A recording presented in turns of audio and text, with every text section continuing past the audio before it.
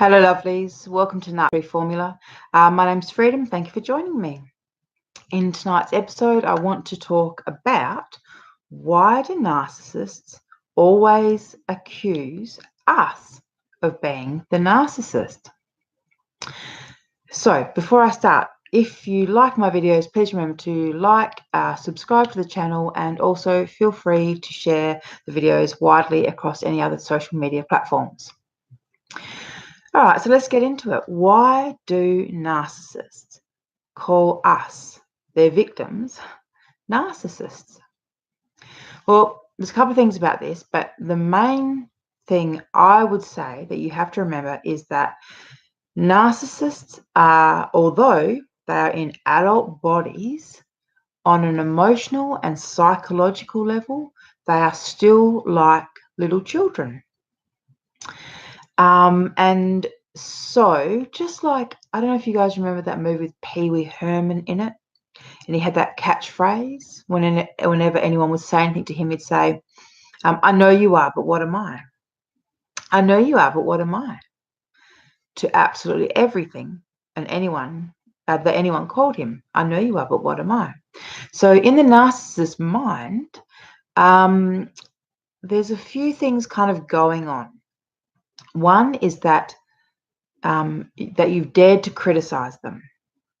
So they don't like being criticized. They take absolutely no responsibility for their actions. There's zero accountability going on with the narcissist, and they don't like anyone who draws attention to their behavior or who tries to hold them accountable. So on that point alone, you're going to receive abuse. You know, that will cause a narc injury, and you will definitely cop some form of abuse. But why the narcissist thing? Well, it's kind of interesting. I've got some notes. So, as I said, in their mind, you've got to remember that they can't handle criticism because they spiral. You know, they alternate between grandiose feelings of, you know, they get kind of really almost high on their own perfection and how amazing they are, and then they fall and tumble all the way down to an emotional state where you know they think that they're worthless, they're useless, that, you know, it's just a really despairing state. Usually they get that way when they don't have supply and fuel coming in. But because of this inability to regulate emotions and this ability to, process, feelings, thoughts, it's quite juvenile the way they think. So this, I know you are, but what am I? So when it comes to the actual phrase or term narcissist, I mean, the fact they would try and call you a narcissist is kind of really funny. So I'll give you a little example. So my ex watched a few videos of mine, and now he's calling me a narcissist. So he thinks that from watching a few videos that he knows how to identify a narcissist. Never mind that I just spent the last 2 years studying this stuff and have made, 71 odd videos. And I know what I'm talking about, so they don't know what they're talking about. It's just this tit for tat mentality. They do know that you're onto something. They may have been called a narcissist before. They may have, done some research themselves. They may have been identified as being a psychopath before. So they may have already heard these phrases. They don't understand, the actual, most of them don't understand the actual technical aspects of it, or the diagnostic criteria or any of that. But they've probably heard the phrase before, and it's probably been directed at them. But because they don't have the emotional ability to process being called something, they just project it straight back onto the person who said it, which is what they do all the time anyhow. We know that. So we know that when they're accusing you of something, they're projecting their own guilt onto you. We know that, when they're lying about something, they'll project that onto you and accuse you of lying. So it's the same thing with the narcissist. You've just given them a new phrase, one that they have either didn't really hear of before, or they weren't talking about before. They didn't want to raise it, but now they know that the phrase. They know it's an insult, and they know, that it's a powerful term. So they like to put it back on you. Projection. And remember, they're also running around telling everyone else that they are the victim. So they're gaslighting you, and they're also playing this role to everyone else. So if you've outed them as a narc, now they're in a bit of a panic, because what if people start listening to you, and what if they start to realize that that I, as in him, what if they realize I am a narc? So what shall I do? I know, I'll say she's a narc. Really, this is just like, it's like so juvenile. It's like, I don't know, children in a playground, but that is what it kind of comes down to. They don't know what narcissist, what it even means. They're just kind of putting it straight back on you because they know it's an insult, and they know that it's a way to try and undermine you. They don't want to be known as being a predator, or a manipulator, or a con artist, or a liar, so they call you all those things too. And as I said, you've got to remember, they're also whenever they talk to you, they're always speaking for other people as well. So, when they're yelling at you, they're yelling so that the neighbors can hear. When they're speaking to you on the phone, just remember that there's someone watching them. The new supplier is probably watching and listening to them on the phone, when they're putting on this great performance and telling you and giving you all that, telling you all about it. So remember that, like, you can't see what's going on, but just remember, there's always an element of performance art with these guys. They're always, doing something, hoping that someone else is seeing it and making note, because that's what they do. They're always paying attention to other people. They're always taking little notes and making observations.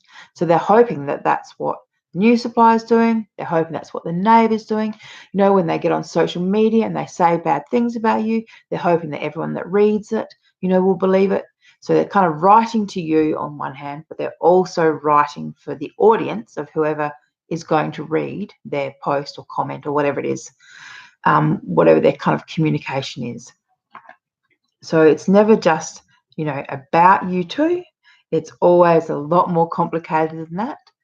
And as I said, it's also trying to make sure that other people don't figure them out, because being unmasked and being seen for who they really are, that is the narcissist's number one top fear. So supply, so people come and people go, and fuel comes and fuel goes. Their aim in life is to keep their fuel and to keep supply pumping fuel out.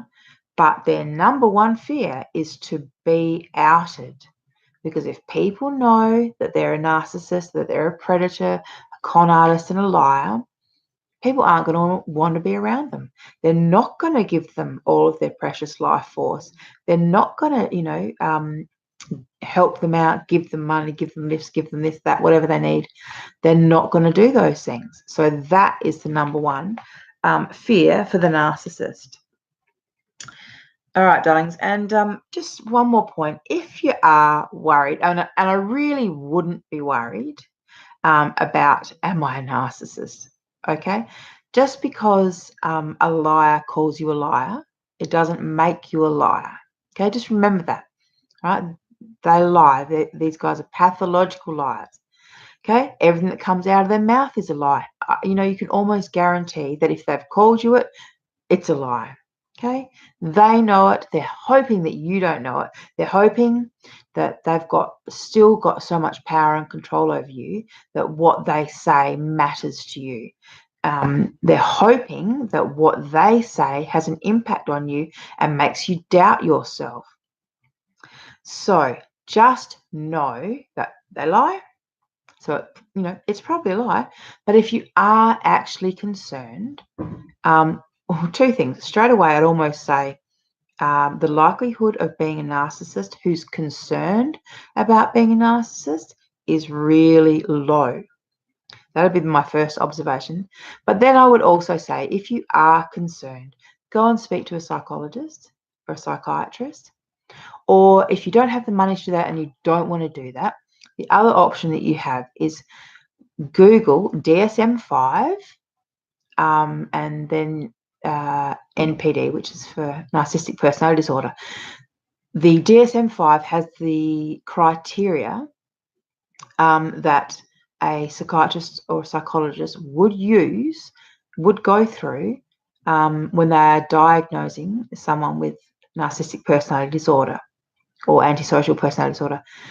And on that note, if you're ever Googling, for your partner or ex-partner, if you're looking up narcissistic personality disorder, always check antisocial personality disorder too, because a lot of these personality traits cross over with these two particular personality disorders. So anyhow, getting back to it. So have a Google, have a read of the diagnostic criteria. I can almost guarantee my bottom dollar that that you are not a narcissist. Okay, but if you are concerned, Google it. But for God's sake, do not encourage the narcissist. Do not say that you're researching it. Do not say that you are doubting yourself. That is just going to give them fuel. Okay? What you need to do is go no contact. Okay? Change your number, move, get away from them, don't speak to them. Nothing ever good will ever come from having a relationship with a narcissist. Either an intimate relationship or even as friends. Like, they don't do friends. You may be exes thinking, oh, well, we're still friends. No, you're not. Friends are just people that they use. Okay, they have no loyalty to anyone. Not their intimate partners, not their friends, not their family. Everyone is interchangeable. We're all just pieces, chessboard pieces to them. It's all just a game. It's all great fun. We are all replaceable. So I'm going to end it there tonight, darlings. Get yourselves narc free is all I can say. Get narc free and stay narc free. And I'll be releasing my new program soon, so keep an eye open for that. All right, lovelies. Have a good evening, and I'll speak to you tomorrow. Bye.